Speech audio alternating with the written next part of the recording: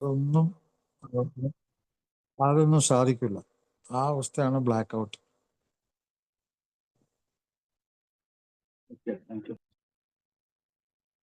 Thank you അനിപ്പേട്ടാ. Thank you sir.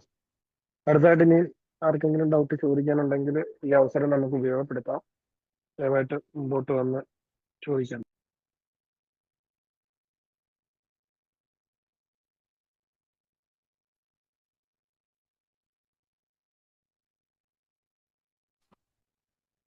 Hello, hello. കേൾക്കാവോ? ഞാനിപ്പം ബ്ലാക്ക് ഔട്ടിന്റെ കാര്യം പറഞ്ഞുകൊണ്ട് മദ്യാസക്തനാണ്. പേര് രഞ്ജു, കോട്ടയം. ഞാൻ ഒരു കാര്യം പെട്ടെന്ന് ഞാൻ ഓർത്തതാണ്.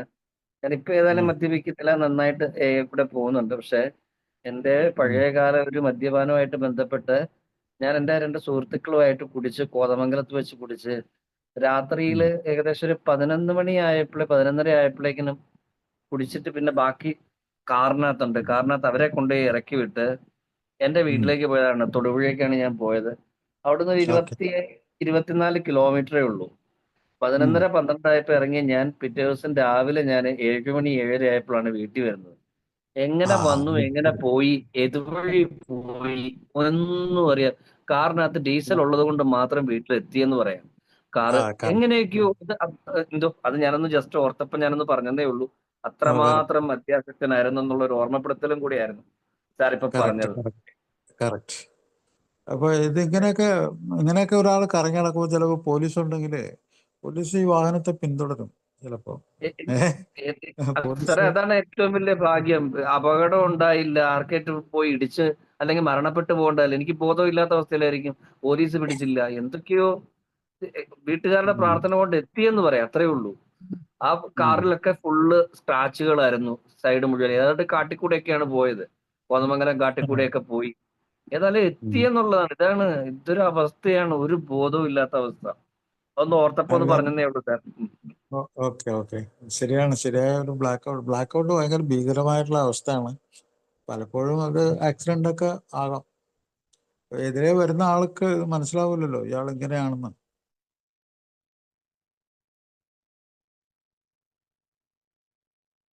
അത് രാത്രി സമയം ആയതുകൊണ്ടായിരിക്കാം ചിലപ്പോൾ കൂടുതൽ വാഹനങ്ങൾ ഇല്ലാത്തതും രക്ഷപ്പെട്ടതും, സത്യം പറഞ്ഞ ഈ 2 മണി 1 മണിയൊക്കെ ആയതുകൊണ്ട്. അതെ.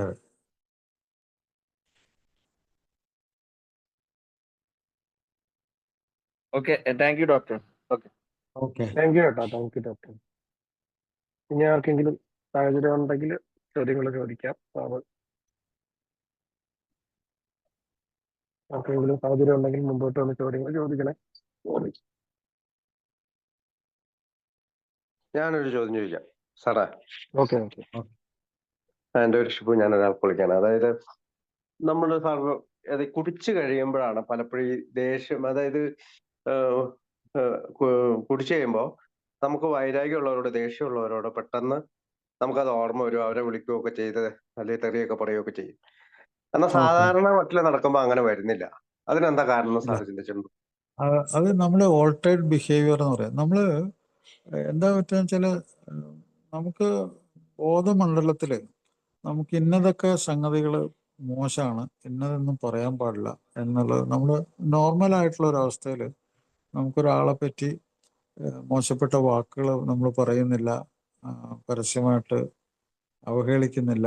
അതൊക്കെ എന്താണെന്ന് വെച്ചാൽ നമ്മുടെ സാമൂഹ്യ ബോധം, സമൂഹത്തിൽ നമ്മൾ എങ്ങനെ പെരുമാറണം, എങ്ങനെ എന്ത് ചെയ്യാൻ പാടില്ല എന്നൊക്കെയുള്ളൊരു ഒരു കോൺഷ്യസ്നെസ്, ഒരു ബോധം നമ്മുടെ ഉള്ളിലുണ്ട്. അത് വിട്ടുപോകും.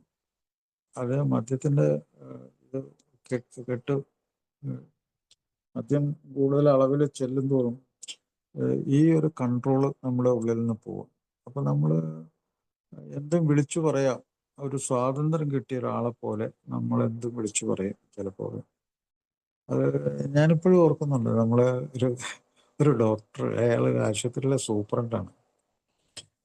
ഓരോ ആൾക്കും ഒരു പ്രത്യേക സ്വഭാവം. അന്നേരം മദ്യം കഴിച്ചിട്ട് അത് ഈ ബോധമണ്ഡലം, കൺട്രോൾ ചെയ്യപ്പെടുന്ന ബോധമണ്ഡലം പോയി കഴിഞ്ഞാൽ അവരുടെ സ്വഭാവം മാറുന്നത് ഓരോ വ്യക്തിയുടെ ഓരോ തരത്തിലാണ്.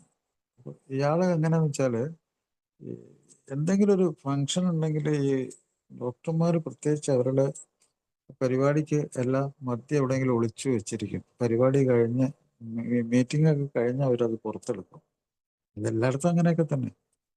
അപ്പൊ ഇയാൾക്കൊരു സ്വഭാവം എന്ന് വെച്ചാൽ ഇയാൾക്ക് ഈ മദ്യം ഇവരെവിടെ ഒളിപ്പിച്ച് വെച്ചേക്കണമെന്ന് അയാൾ കണ്ടുപിടിക്കും. വന്നു കഴിഞ്ഞാൽ ഉടനെ തന്നെ ഈ നായ മണത്ത് നടക്കുന്ന പോലെ അയാള് ഈ മദ്യം ഇങ്ങനെ എവിടെ ഒളിപ്പിച്ച് വെച്ചേക്കണം കണ്ടുപിടിച്ച് അയാൾ 2 പെഗ്ഗെങ്കിലും ഉപയോഗിക്കും. അയാൾക്ക് അധികം മദ്യമൊന്നും വേണ്ട. 2 പെഗ് കഴിച്ചാൽ അയാൾക്ക് ഈ കൺട്രോൾ പോകും.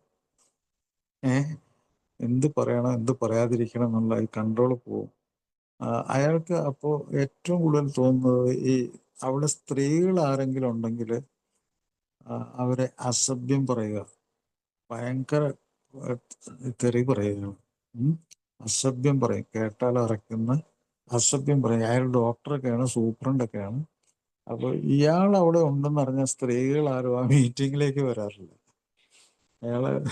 അയാളുടെ സ്വഭാവം ഒരു പ്രാവശ്യം അറിഞ്ഞ സ്ത്രീകളാരും പിന്നെ ഇയാളുള്ള മീറ്റിങ്ങിൽ വരില്ല. അതൊരു പ്രത്യേക സ്വഭാവമായിരുന്നു അയാളുടെ. ഇത് ഓരോ ആൾക്കാർക്കും ഓരോ തരത്തിലാണ്. ചില ആൾക്കാർ ഭയങ്കരമായിട്ടുള്ള സങ്കടങ്ങൾ, ഭയങ്കര എന്താണ് സെന്റിമെന്റലാവുക, കെട്ടിപ്പിടിച്ച് കരയുക, ഇങ്ങനെയൊക്കെയുള്ള പരിപാടികളൊക്കെ ഉണ്ട്. അപ്പോൾ അതൊക്കെ വളരെ മോശപ്പെട്ട സംഗതികളാണെന്ന് അയാൾക്ക് നോർമലായിട്ടിരിക്കുന്ന അവസ്ഥയിൽ അറിയാം. പക്ഷെ ഇങ്ങനെ കെട്ടുവിടുമ്പോൾ അയാൾ ഇങ്ങനെ പ്രവർത്തിക്കും.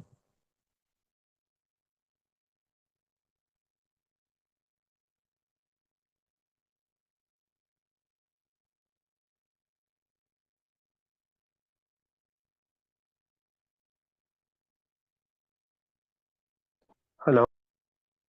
ഹലോ. ആ അരുൺ, ആരെങ്കിലും ഇനി ചോദിക്കാണ്ട് ചോദിക്കുക. ജെറി. ഓക്കെ.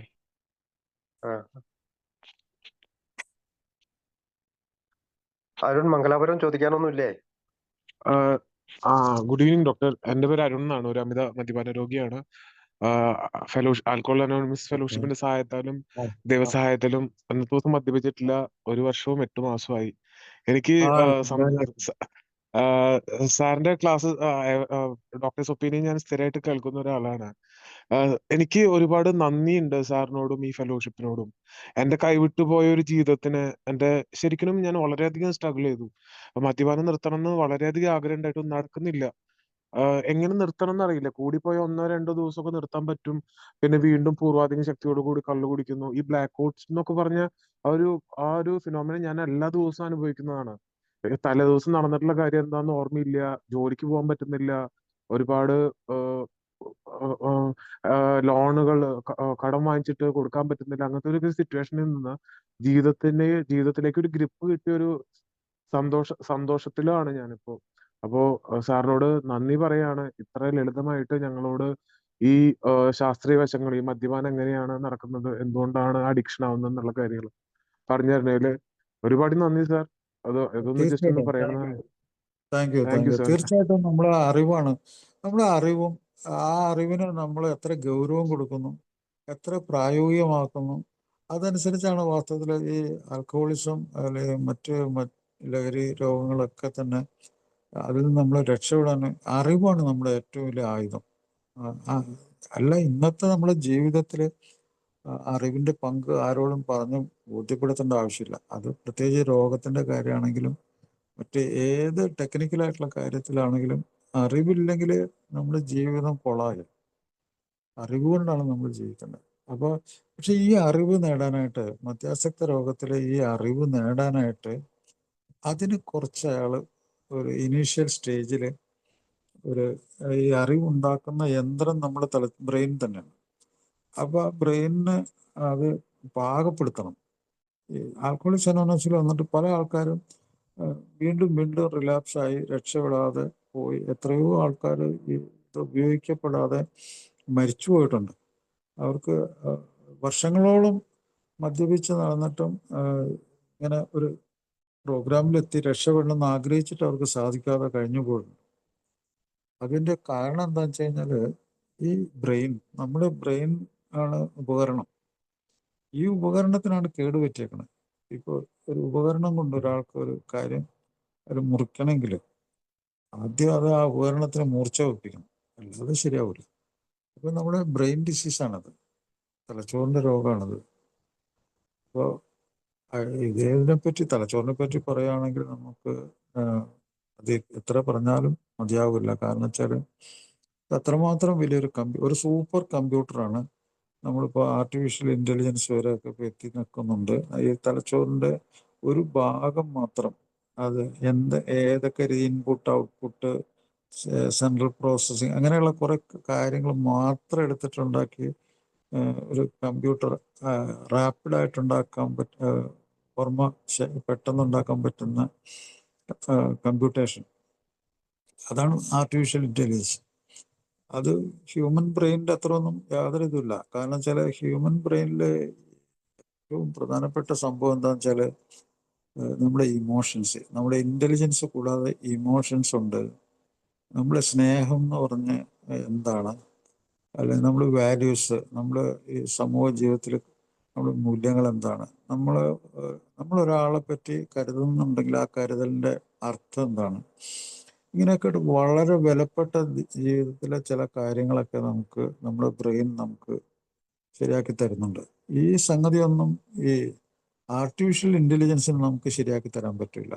അപ്പോൾ അതിന് നമ്മൾ പറയുന്നത് വെച്ചാൽ നമുക്ക് പാഷൻ എന്ന് പറഞ്ഞാൽ നമ്മുടെ എന്താ പറയുക, നമ്മുടെ എല്ലാ തരത്തിലുള്ള വൈകാരിക അവസ്ഥകളും ജീവിതത്തോടുള്ള നമ്മുടെ അടുപ്പം, അതൊക്കെയാണ് നമ്മുടെ പാഷൻ. ജീവിതം അതിനെ നമ്മൾ കൂടെ നിർത്തുന്നത്, അത് നമ്മുടെ പാഷനാണ്. അതിൽ സന്തോഷവും ഒക്കെ ഉണ്ട്, സ്നേഹമുണ്ട്, നമ്മുടെ മനുഷ്യത്വമുണ്ട്, എല്ലാ നല്ല സംഗതികളും നമ്മുടെ പാഷൻ്റെ ഉള്ളിലുണ്ട്. അതേപോലെ തന്നെ പാഷൻ്റെ ഒപ്പം തന്നെ നമുക്ക് റീസണും ഉണ്ട്. നമ്മുടെ തലച്ചോറിന് റീസൺ ഉണ്ട്. ഇത് രണ്ടും കൂടി മാക്സിമം ഉപയോഗം വരുമ്പോൾ നമ്മൾ ഏതൊരു കമ്പ്യൂട്ടറിനേക്കാളും വലിയ സംഭവമായിട്ട് മാറും നമ്മുടെ ബ്രെയിൻ. നമുക്കിതൊക്കെ അച്ചീവ് ചെയ്യാൻ പറ്റും, നമുക്ക് നേടിയെടുക്കാൻ പറ്റും. പല ആളുകൾക്കും ചെറിയ ചെറിയ മാനസിക അസുഖങ്ങളൊക്കെ ഉള്ള ആൾക്കാർ അവരുടെ ബ്രെയിനിന് നല്ല ഭക്ഷണം, നല്ല വ്യായാമം, നല്ല ഉറക്കം, നല്ല റെസ്റ്റ്, ഡെഫിഷ്യൻസി എന്തെങ്കിലും ഉണ്ടെങ്കിൽ അതൊക്കെ പരിഹരിക്കുക. പിന്നെ അവർ ചെയ്യുന്ന മനസ്സിൻ്റെ ഏകീകരണം, ഇൻ്റഗ്രേഷൻ, അതെല്ലാം ചെയ്ത് കഴിയുമ്പോൾ പല ആളുകൾക്കും മാനസിക രോഗം തന്നെ മാറിയിട്ട് അവർ പുതിയൊരു അവസ്ഥയിലേക്ക് വന്നിട്ടുണ്ട്. എത്രയോ ആളുകൾ അവരറിയാതെ തന്നെ മാറ്റം സംഭവിക്കുന്നുണ്ട്. അപ്പോൾ അവിടെയൊക്കെ എന്താണെന്ന് വെച്ചാൽ ബ്രെയിനിനെ നമ്മൾ മാറ്റിമറിക്കുന്ന പരിപാടിയാണ്. നമ്മൾ ഈ പ്രോഗ്രാമിൽ 24 മണിക്കൂർ നമ്മൾ മദ്യത്തിൽ നിന്ന് വിട്ടു നിൽക്കുന്നു എന്ന് പറയുമ്പോൾ ബ്രെയിനിൻ്റെ സർക്യൂട്ടിനെ നമ്മൾ മെച്ചപ്പെടുത്തുന്നു. ആ സർക്യൂട്ട് ഭയങ്കര സർക്യൂട്ടാണ്. അതിന് മിനിമം ഒരു 2-3 മാസമെങ്കിലും, ഒരു 3 മാസമെങ്കിലും സർക്യൂട്ടിന് കേടുപറ്റാതെ കൊണ്ടുനടന്ന്, പിന്നെ അതിൽ മാനസിക കുഴപ്പങ്ങളുണ്ടെങ്കിൽ അതിനുള്ള പരിഹാരമൊക്കെ കണ്ട് നല്ല ഭക്ഷണം, നല്ല ഉറക്കം, പിന്നെ നമ്മൾ ചെയ്യുന്ന ജോലികളിലൊക്കെ എന്താ പറയുക, ഒരു കോൺസെൻട്രേഷൻ, ഒരു അറ്റൻഷൻ, ഇതൊക്കെ വരുമ്പോൾ നമ്മുടെ ബ്രെയിനിൽ മാറ്റിമറിക്കലുണ്ടാവും. അപ്പോൾ അതൊക്കെയാണ് സംഭവിച്ചത്. അപ്പോൾ ആദ്യം തുടക്കത്തിൽ നമ്മളെ ബ്രെയിൻ നമ്മൾ പ്രിപ്പയർ ചെയ്യണം, കേൾക്കാനും. ഒരു മീറ്റിങ്ങിൽ വന്ന് കേൾക്കാനുള്ള കഴിവുണ്ടാകുമ്പോൾ അയാൾ രക്ഷപ്പെടും, കാരണം അയാളുടെ ബ്രെയിൻ ബെറ്ററാവും. അപ്പോൾ ഒരിക്കൽ കൂടി താങ്ക് യു. ഏതായാലും പ്രോഗ്രാമിലെത്തി രക്ഷപ്പെട്ടത് നന്ദി പറയുന്നു. Thank you sir, thank U. ഇനി ആർക്കെങ്കിലും എന്തെങ്കിലും സാറുമായിട്ട് ഡിസ്കസ് ചെയ്യാനുണ്ടെങ്കിൽ ദയവായിട്ട് മുമ്പോട്ട് വരണം. നമുക്കിനി ഏകദേശം ഒരു 15 മിനിറ്റ് അടുത്തുണ്ട് സമയം. ആർക്കെങ്കിലും ഡൗട്ട് ചോദിക്കാനുണ്ടെങ്കിൽ മുമ്പോട്ട് വന്ന് ചോദിക്കാം. ഞാൻ ഇന്ന് എൻ്റെ അടുത്ത് വന്നൊരു പേഷ്യൻറ്റിൻ്റെ കാര്യം ഞാൻ ഒന്ന് പറയാം. അപ്പോൾ മദ്യാസക്ത രോഗം എത്രമാത്രം ദയനീയമാണ്, എത്രമാത്രം അവസ്ഥകൾ, എത്രമാത്രം എങ്ങനെ ഒരാൾക്കൊരു അവസ്ഥയിൽ നിന്ന് രക്ഷപ്പെടുത്താം, ഇതൊക്കെ പലപ്പോഴും ആലോചിക്കുമ്പോഴത്തേക്കും വളരെ സങ്കീർണമാണ്. ഇന്ന് ഒരു ഏകാരൻ, അവൻ്റെ ഒരു കൂട്ടുകാരനെ എൻ്റെ അടുത്ത് ഒരാളെ കൊണ്ടുവന്നു. 30 വയസ്സുണ്ട്. അവന് ഒരു ഇലക്ട്രോണിക്സ് എന്തൊരു ജോലിയുണ്ട്, കഴിവുള്ള ഒരു പയ്യനായിരുന്നു. ഒരു 10 വർഷമായിട്ട് മദ്യം ഉപയോഗിക്കുന്നു. അവൻ്റെ ഫാദർ നേരത്തെ മരിച്ചുപോയി, ഒരു സൂയിസൈഡൽ ഡെത്തായിരുന്നു. കന്നാബിസ് ഡിപ്പെൻഡൻ്റ് ആയിരുന്നു. മദർ 62 വയസ്സായിട്ട് ഇപ്പോഴും കൂലിപ്പണി ചെയ്യുന്നു. പിന്നെ ഒരു സിസ്റ്ററോ മറ്റുള്ളൂ, അല്ല ഒരു ബ്രദറോ മറ്റുള്ളൂ. ഒരു ബ്രദറുണ്ട്, അയാൾ കൂലിപ്പണിയൊക്കെ ചെയ്ത് ജീവിക്കുന്നു. അപ്പോൾ ഇവനിങ്ങനെ മദ്യാസക്തനാണ്. അവനെന്തോ ഈയിടെ ഒരു പ്രേമബന്ധത്തിൽ ഏർപ്പെട്ടിട്ടുണ്ട്. മദ്യാസക്തി അവന് 10 പെഗ് മദ്യം വരെയൊക്കെ ഡെയിലി കഴിച്ച് പോവാണ്. നിർത്തിവെക്കാൻ അസാധ്യമായിട്ടുള്ളൊരു അവസ്ഥയാണ്.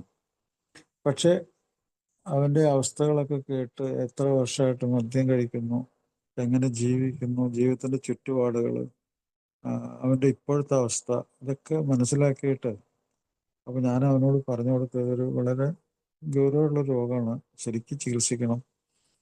അപ്പോൾ അവൻ ഒരു തരത്തിലും പൊരുത്തപ്പെടുന്നില്ല. അവൻ്റെ ചിന്താഗതി എന്താണ്? അവൻ ഏതെങ്കിലും ഒരു സ്ഥലത്ത് പോയി കിടന്നാൽ ഈ ലോകത്തെ മറ്റാളുകൾ, അവൻ്റെ ജോലി സ്ഥലത്തുള്ള ആളുകളൊക്കെ അവൻ മദ്യപാനിയാണെന്നുള്ള വിവരം അവരുടെ ഉള്ളിൽ ചെല്ലും. അത് അവന് ഏറ്റവും പരിഹാസ്യം ഉണ്ടാക്കുന്ന ഒരു സംഗതിയാണ്. അവൻ അവഹേളിക്കപ്പെടും. അപ്പോൾ ഏറ്റവും വലിയ അവനിപ്പോൾ ഈയിടെ ആത്മഹത്യയെ പറ്റി ഒരു ആലോചിച്ചു. അങ്ങനെ ഒരു അവസ്ഥയിൽ നിൽക്കുന്ന ഒരുത്തനാണ്, മദ്യാസക്തനാണ്. അത് ഭയങ്കര ഭീകരമായിട്ടുള്ള ഒരു അവസ്ഥയിലാണ്. എന്താണ് കോൺട്രാഡിക്ഷൻ, വൈരുദ്ധ്യങ്ങൾ ഒത്തിരി ഉണ്ട്. നിർത്തണം എന്ന് ആഗ്രഹമുണ്ട്, സാധിക്കുന്നില്ല. രാവിലെയുള്ള കുടിയുണ്ട്. എല്ലാ തരത്തിലും വളരെ അങ്ങേയറ്റത്തെ മോശം അവസ്ഥ, മാനസികാവസ്ഥ, വിഷാദ രോഗം ഒക്കെ ഉണ്ട്. അപ്പോൾ ഈ ഒരു അവസ്ഥയിലുള്ള ഒരു രോഗി, അയാളോട് ഞാൻ പറയുകയാണ്, നിങ്ങൾ ഒന്ന് അഡ്മിഷൻ ആകണം, അതാണ് ഏറ്റവും നല്ലത്. നമുക്ക് മരുന്നെടുത്ത് തരാൻ ഒരാൾ വേണം, സ്വസ്ഥമായിട്ട് കിടക്കണം. അപ്പോൾ അയാളുടെ മറുപടിയാണ് ഞാൻ ഈ പറഞ്ഞത്. അയാൾ അവഹേളിക്കപ്പെടും, നാട്ടിൽ മുഴുവനും പാട്ടാവും. അതാണ് ഈ ഷെയിം. ഈ ഷെയിമും ഇതുപോലെയുള്ള വൈരുദ്ധ്യങ്ങൾ, ഇതൊക്കെ മനസ്സിലിങ്ങനെ നിറഞ്ഞിരിക്കുകയാണ്. അപ്പോൾ ഇതെന്താ സംഗതി എന്നുള്ള ഒരു പിടിയില്ലാത്ത ഒരു കൂട്ടം ആൾക്കാർ ഈയാൻ പാറ്റകളെ പോലെ അതിഭീകരമായിട്ട് മരിക്കുന്നു. അപ്പോൾ ഞാൻ നിവൃത്തിയില്ലാതെ അവസാനം കൊണ്ടുവന്ന സുഹൃത്തിനോട് പറഞ്ഞ, ഒരാഴ്ച നീ മരുന്ന് കൊടുക്കും, ആ മരുന്ന് കറക്റ്റായിട്ട് കഴിക്കണം, ജോലിക്ക് പോകാൻ പാടില്ല. ജോലിക്ക് പോയാൽ അവിടെ പ്രത്യാഘാതങ്ങൾ ഉണ്ടായിക്കഴിഞ്ഞാൽ അവിടെയാണ് പ്രശ്നം ഉണ്ടാകുന്നത്. അപ്പോൾ ഇങ്ങനെയൊക്കെ നമ്മൾ പറഞ്ഞു കൊടുക്കണം. ഒന്ന് ആലോചിച്ച് നോക്കുക, എത്ര ദയനീയമായിട്ടൊരവസ്ഥയാണ്.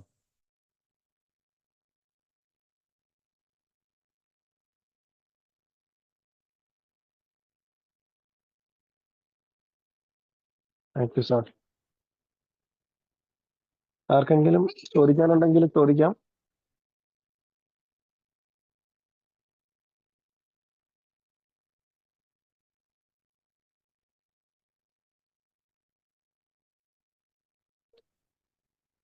Hello hello hello.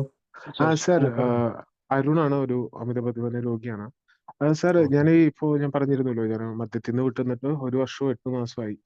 എന്റെ വീട്ടിൽ എന്റെ അനിയനെല്ലാം ചെറിയ രീതിയിൽ മദ്യപിച്ച് തുടങ്ങിയിട്ടുണ്ട്. അപ്പോ അവരിങ്ങനെ മദ്യപിക്കുമ്പോ ഉള്ളിന്റെ ഉള്ളിൽ ഭയങ്കര പേടിയാവും, ഇവരോട് എങ്ങനെ അത് കമ്മ്യൂണിക്കേറ്റ് ചെയ്യും എന്നുള്ളൊരു രീതിയിൽ. അപ്പോ ഒരു ബെറ്റർ ആയിട്ട് എങ്ങനെയാണ് ഇവര് ഇതിൽ നിന്നൊന്ന് പിന്തിരിക്കുക, കാര്യങ്ങളൊന്നും. അല്ല, അത് ഞാനൊരു മീറ്റിങ്ങിന് പോകുന്നുണ്ട്. നിനക്ക് അവിടെ വരുന്നതിന് പ്രശ്നമൊന്നുമില്ല, നീ അവിടെ വന്ന് ഒന്ന് കേൾക്കുന്നുണ്ടോ എന്ന് ചോദിക്കുക. അവനൊരു ഇൻവിറ്റേഷൻ കൊടുക്കുക. ഒരു പ്രോഗ്രാം ഓപ്പൺ മീറ്റിങ്ങിൽ വന്ന് അവിടെ ഇരുന്ന് ചിലപ്പോൾ ഒരൊറ്റ മീറ്റിങ്ങിൽ തന്നെ സ്ട്രൈക്ക് ചെയ്യും. അത് അവൻ്റെ മനസ്സിലങ്ങ് കയറി പറ്റിക്കഴിഞ്ഞാൽ പല ഗുണങ്ങളുണ്ടാവും. ഈ പ്രോഗ്രാം ആ രീതിയിൽ വളരെ നല്ല ഒരു എഡ്യൂക്കേഷനാണ്. Okay sir.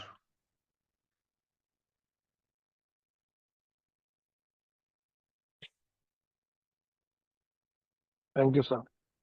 ഓക്കെ. അടുത്തായിട്ട് ഇനി ആർക്കെങ്കിലും എന്തെങ്കിലും ചോദിക്കാനുണ്ടെങ്കിൽ ചോദിക്കാം. നമുക്കിനി 8 മിനിറ്റൂടെ ബാക്കിയുണ്ട്.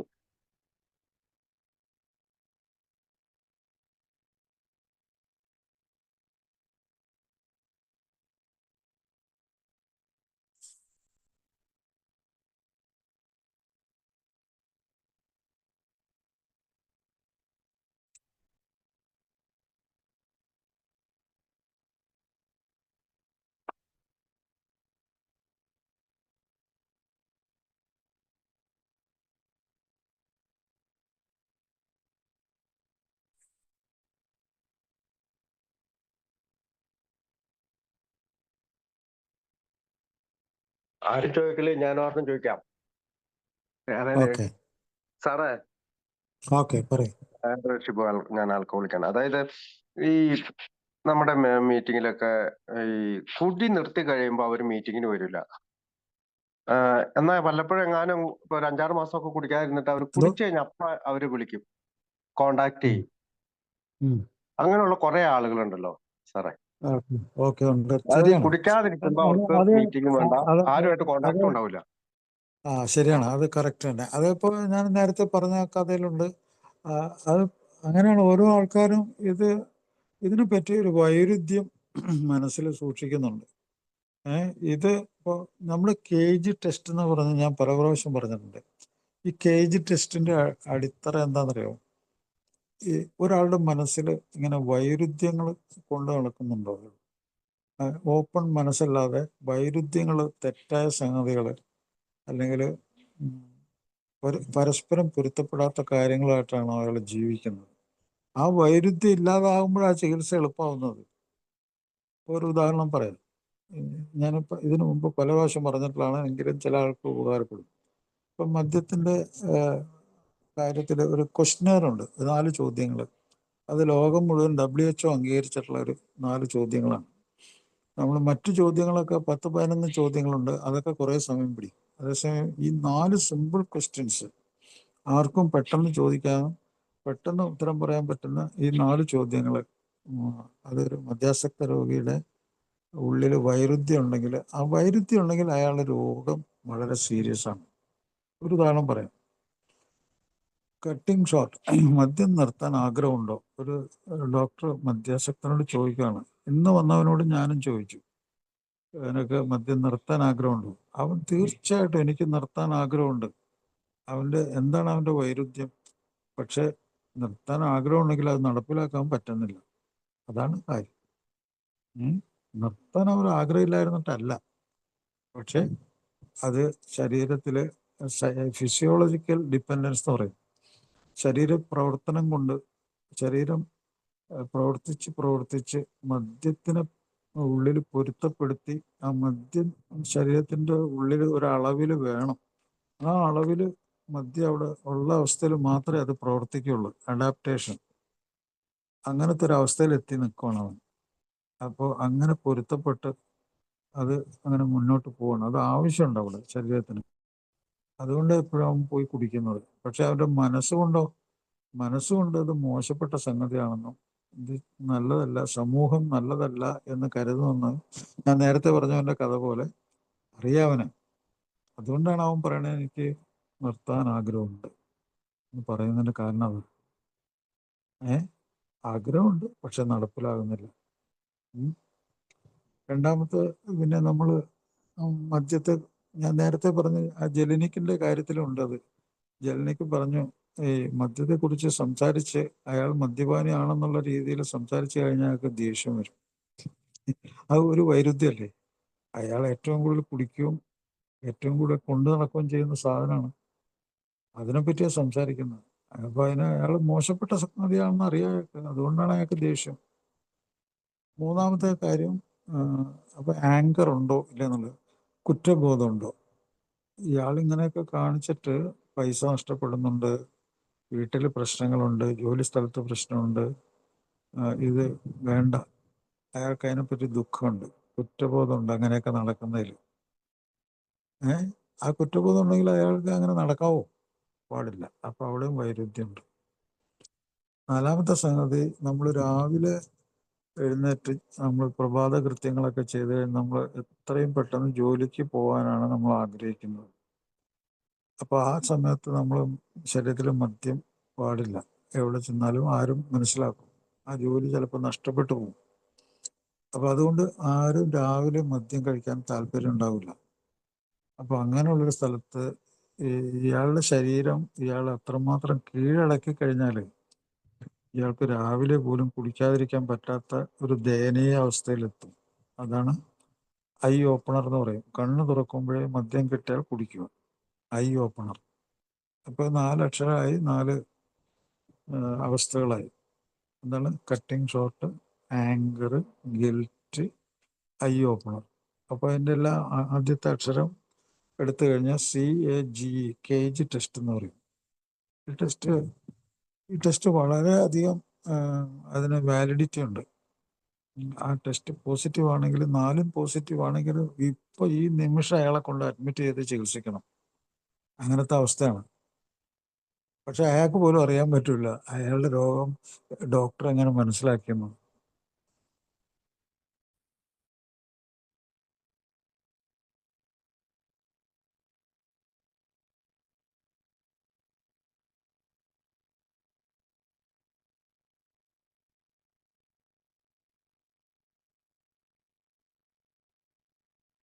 Thank you sir.